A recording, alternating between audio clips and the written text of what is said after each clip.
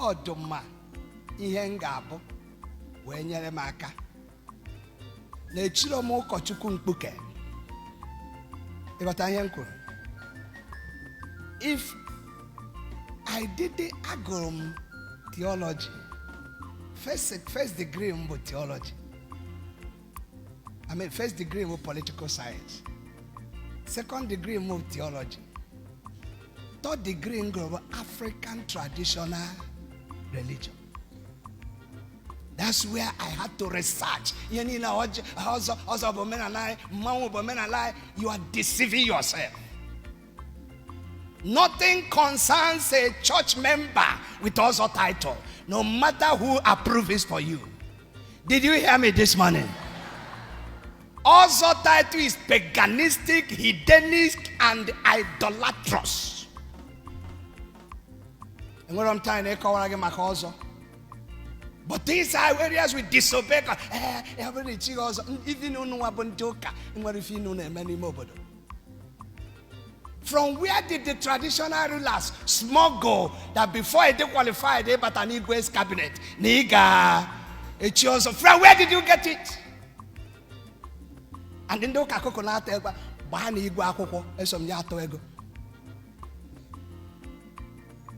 time to defend this faith is now.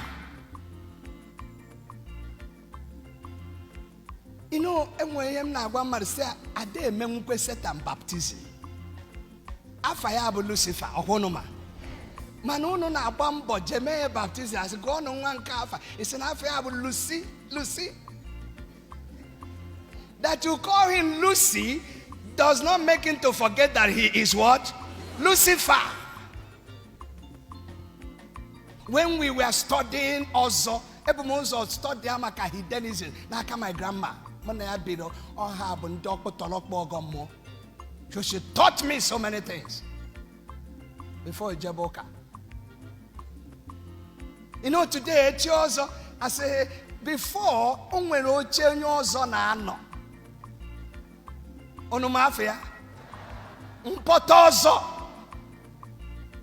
it's a symbol of commitment and initiation and authority. Is incontestable. Because when a God and goddess, which are they connected to?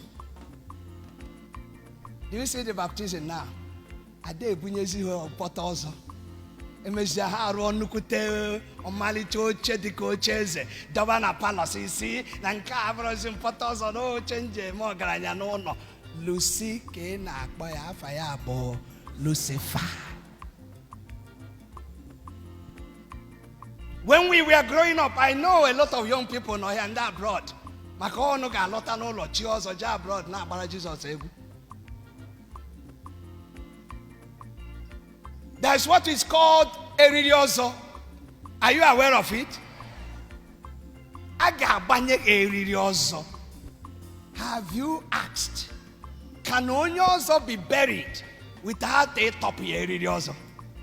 E eririoso eli onyoso. It got top eririoso. Now question, how is eririoso toppled?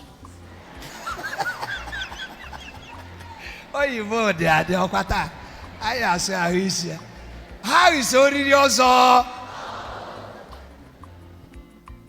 Abalike jato eririoso.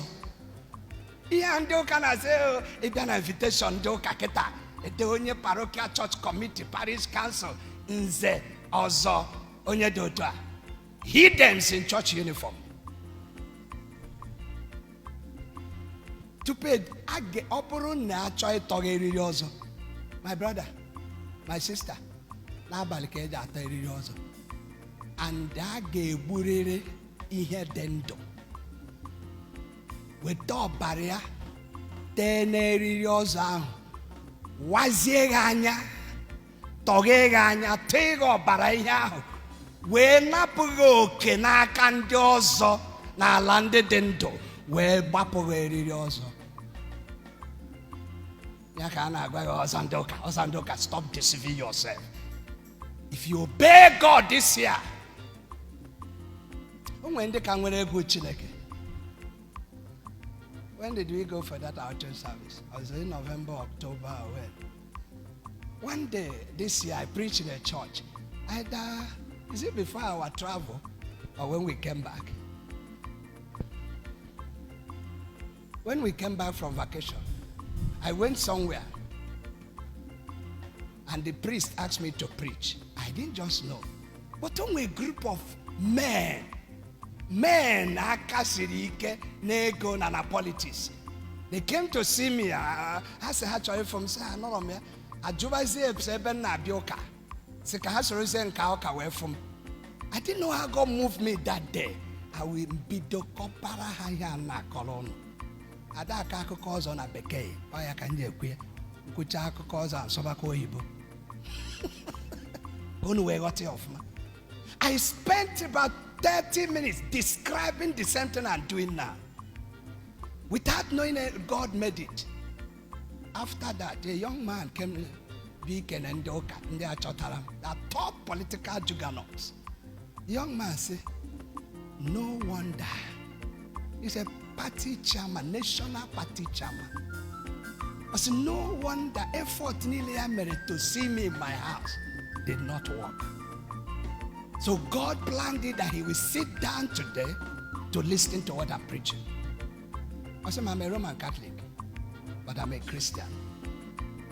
I said, "Bishop, God bless you. I have planned each year also coming December. Very terrible big also as national party chairman. Bishop, n'iru ọta ka ya na-ekwe m nkwa. Mfụkwa ya n'ọzọ n'ụwa ya niile. No ignorance ka eji banye na ya kita na anya ya emepego. And they follow obodo ha. Chọọ list ndị niile chiri ọzọ. Afọ ya bụ number 1 before that time. Chiri ọzọ ahụ. Ọ sị na mbụ ekpuru m isi. Kita. Let nobody deceive you. There is nothing like Christian ọzọ. Ọzọ ndị ụka. Wayo. Ọzọ ndị bishop na Father 40. Ha bịa gọziere gị oche ọzọ. Lucifer ka unu na-eme baptizim. Sị na ọ ga-azarịrị Lucy.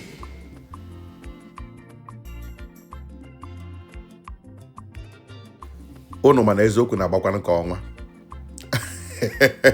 Eziokwu na-agba ka ọnwa.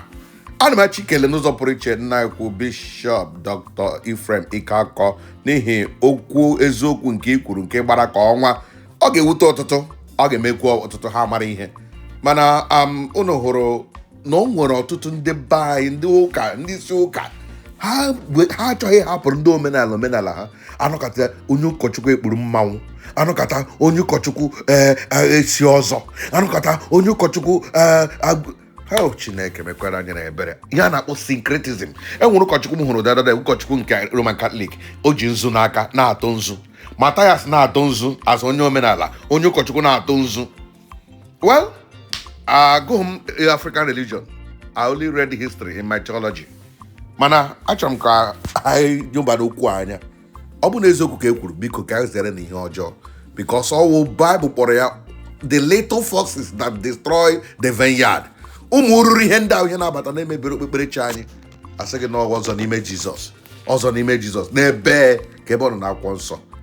Ka Chineke mepe anya anyị ka anyị kpụrụ isi wee mara ihe ka ọ dịrị anyị na mma. Jovika TV,